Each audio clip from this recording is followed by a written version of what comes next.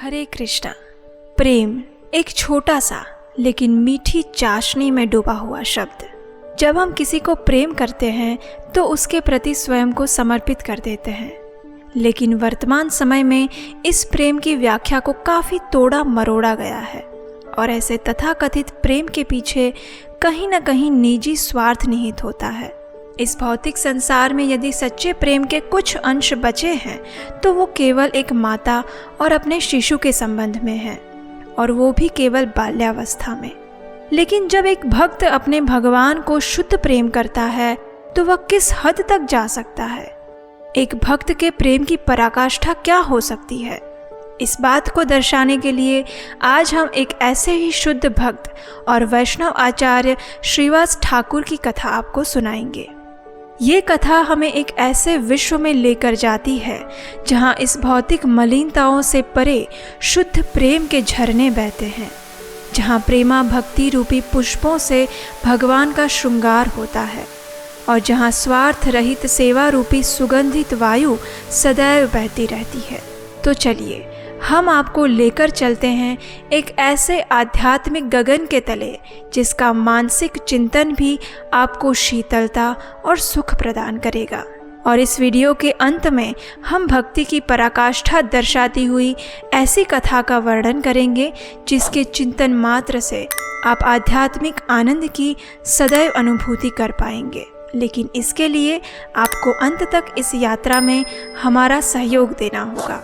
गौर गणोद्देश दीपिका में कवि कर्णपुर बताते हैं कि श्रीवास ठाकुर, या जिन्हें श्रीवास पंडित के नाम से भी जाना जाता है, वे पंच तत्वों में से एक भक्ताख्य अर्थात शुद्ध भक्त के स्वरूप में प्रसिद्ध हैं। जब भगवान श्री कृष्ण श्रीमती राधा रानी का भाव अंगीकार करके कलयुग के जीवों का उद्धार करने के लिए भगवान श्री चैतन्य महाप्रभु के रूप में अवतीर्ण होते हैं, तब उनके साथ उनके निजी पार्षद भी आते हैं। गौर लीला में श्री चैतन्य महाप्रभु, श्री नित्यानंद प्रभु, श्री अद्वैत आचार्य, श्री गदाधर पंडित और श्रीवास ठाकुर, ये पंच तत्व हैं। इनमें जो श्रीवास ठाकुर है वो स्वयं भगवान के प्रिय और शुद्ध भक्त नारद मुनि है। इसकी पुष्टि गौर गणोद्देश दीपिका के 90वें श्लोक में की गई है। कृष्णदास कविराज द्वारा लिखित श्री चैतन्य चरितामृत और श्री वृंदावन दास रचित श्री चैतन्य भागवत जैसे गौड़ीय वैष्णव साहित्य में श्रीवास ठाकुर के विषय में जानकारी प्राप्त होती है। चलिए अब हम अपने काल चक्र के पहिए को घुमाते हुए 500 वर्ष पूर्व के नवद्वीप में जा रहे हैं, जब श्री चैतन्य महाप्रभु इस धरातल पर अवतरित होने वाले थे। उसके 30 वर्ष पूर्व श्रीवास ठाकुर श्री हट्ट स्थान पर प्रकट हुए। उनके पिता का नाम हलधर था और उनके परिवार में वे 4 भाई थे, श्रीवास, श्रीराम, श्रीपति और श्रीनिधि। श्रीवास ठाकुर की पत्नी का नाम मालिनी देवी था, जो कि कृष्ण लीला में भगवान की धात्री अंबिका थी। कुछ समय बाद श्रीवास ठाकुर अपने परिवार के साथ गंगा किनारे नवद्वीप में आकर रहने लगे। वहाँ वे 4 भाई नियमित रूप से अद्वैत आचार्य के घर में श्रीमद् भागवत कथा का श्रवण और हरिनाम का कीर्तन करने के लिए जाया करते थे। अपनी शुद्ध भक्ति के तपोबल से श्रीवास ठाकुर जान गए थे कि भगवान का जन्म श्री जगन्नाथ मिश्र के घर में होने वाला है। तो जब श्री चैतन्य महाप्रभु के रूप में भगवान का आविर्भाव हुआ, तब श्रीवास ठाकुर और उनकी पत्नी मालिनी देवी जगन्नाथ मिश्रा और शची माता के घर नियमित रूप से जाते और उनके नवजात शिशु का कैसे पालन करना है उसके विषय में मार्गदर्शन देते। मालिनी देवी शची माता की सखी थी और सदैव उनकी सहायक बनती। छोटे से निमाई के प्रति श्रीवास ठाकुर और मालिनी देवी का अत्यंत वात्सल्य भाव था। एक बार जब छोटा निमाई अपनी विद्वत्ता से सभी लोगों को पराजित कर रहा था, तब श्रीवास ठाकुर ने उसे बुलाकर समझाया, निमाई, लोग शास्त्रों का अध्ययन क्यों करते हैं? ताकि वे श्री कृष्ण की भक्ति को समझ सके। अगर शास्त्रों का अध्ययन करने के बाद भी व्यक्ति को श्री कृष्ण की भक्ति प्राप्त ना हो तो ऐसे अध्ययन का क्या लाभ? इसलिए अगर तुम सच में शास्त्रों का सारांश समझना चाहते हो तो तुम्हें तुरंत ही श्री कृष्ण की प्रेमा भक्ति करनी चाहिए। ये बात सुनकर छोटा निमाई मुस्कुराने लगा और उसने कहा, आपके आशीर्वाद से अवश्य ही बहुत जल्द वो दिन आएगा जब मुझे श्री कृष्ण के चरण कमल में भक्ति प्राप्त होगी और बस उसके कुछ ही समय पश्चात श्री गौर हरि ने गया में जाकर श्री ईश्वरपुरी से दीक्षा ग्रहण की और श्री कृष्ण भक्ति और हरिनाम संकीर्तन की बाढ़ से नवद्वीप को बहाना शुरू कर दिया। एक दिन की बात है जब श्री चैतन्य महाप्रभु दिव्य आवेश में श्रीवास ठाकुर के घर पहुंचे। वहां जाकर उन्होंने श्रीवास से कहा, श्रीवास, तुम किसकी पूजा करते हो? कौन तुम्हारे आराध्य देव हैं? ये देखो, अब तुम अपनी दोनों आंखों से उस व्यक्ति को अपने समक्ष देखो। ऐसा कहकर श्री गौर सुंदर श्रीवास ठाकुर के घर में जो भगवान का मंदिर था उसमें सिंहासन पर जाकर बैठ गए और अपना 4 भुजाओं वाला श्री विष्णु रूप दिखाया। भगवान बोले, तुम्हारे संकीर्तन की ध्वनि और श्री अद्वैत आचार्य की पुकार से मैं अपना वैकुंठ छोड़कर इस धरातल पर अपने पार्षदों के साथ प्रकट हुआ हूँ। अब मैं दुष्टों का संहार करूँगा और भक्तों का उद्धार करूँगा। ये देखकर श्रीवास ठाकुर अत्यंत भाव विभोर होकर जमीन पर गिर पड़े। उन्होंने प्रभु को दंडवत किया और उनके गुणगान में अनेक प्रार्थनाएं की।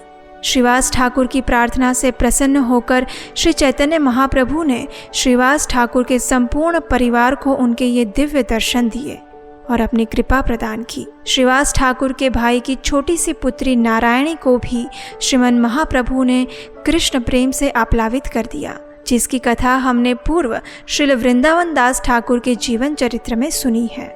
ये तो हमने भगवान की कृपा की कथा सुनी कि भगवान अपने भक्तों पर किस प्रकार विशेष कृपा करते हैं। लेकिन चलिए अब हम आपको एक भक्त की भक्ति की पराकाष्ठा की कथा सुनाते हैं। एक दिन श्री चैतन्य महाप्रभु अपने सभी पार्षदों के साथ श्रीवास आंगन में हरिनाम संकीर्तन कर रहे थे। हरिनाम कीर्तन और नृत्य की ध्वनि से चारों दिशाएं गूंज उठी थी। सभी भक्तगण कृष्ण प्रेम की वर्षा में भीग रहे थे और ऐसे समय में श्रीवास ठाकुर के घर में एक अमंगल घटना हुई। एक तरफ जहां श्रीवास आंगन में हरिनाम संकीर्तन हो रहा था, वहीं दूसरी ओर एक कमरे में श्रीवास ठाकुर के एक पुत्र का देहांत हो गया।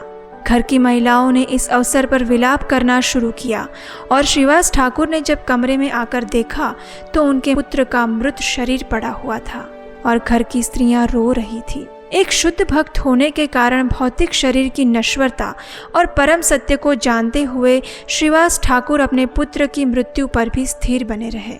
उन्होंने स्त्रियों को आश्वस्त करने का प्रयास किया और इस प्रकार कहा, तुम सब कृष्ण की महिमा जानते हो और जो कोई भी व्यक्ति अपने जीवन के अंत समय में भगवान के पवित्र नाम का श्रवण करता है उसे आध्यात्मिक जगत की प्राप्ति होती है। इसलिए तुम सब रोना बंद करो। जिनके नाम की इतनी महिमा है, ऐसे स्वयं भगवान श्री चैतन्य महाप्रभु इस वक्त हमारे आंगन में कीर्तन और नृत्य कर रहे हैं, इसलिए शोक करने का कोई कारण नहीं। ये क्षण इतना मंगलमय है कि मुझे पूरा विश्वास है कि हमारे पुत्र ने अपने जीवन यात्रा को सफलतापूर्वक समाप्त किया होगा। और अगर तुम अपने पुत्र मोह के कारण रोना बंद नहीं कर सकते तो कम से कम अभी के लिए शांत हो जाओ, क्योंकि भगवान श्री चैतन्य महाप्रभु स्वयं हमारे आंगन में हरिनाम संकीर्तन कर रहे हैं और आप सबके क्रंदन से अगर उनके दिव्य आनंद में किसी भी प्रकार की बाधा आई तो मैं इसी क्षण गंगा में जाकर अपने प्राण त्याग दूंगा।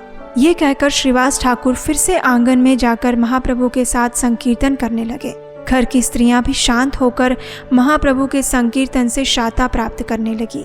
जब हरिनाम खत्म हुआ और सब अपने अपने घर जाने लगे तो श्री चैतन्य महाप्रभु ने कहा, श्रीवास, आज कीर्तन करते हुए मुझे दिव्य आनंद की अनुभूति क्यों नहीं हो रही थी? क्या तुम्हारे घर में कोई अमंगल घटना हुई है?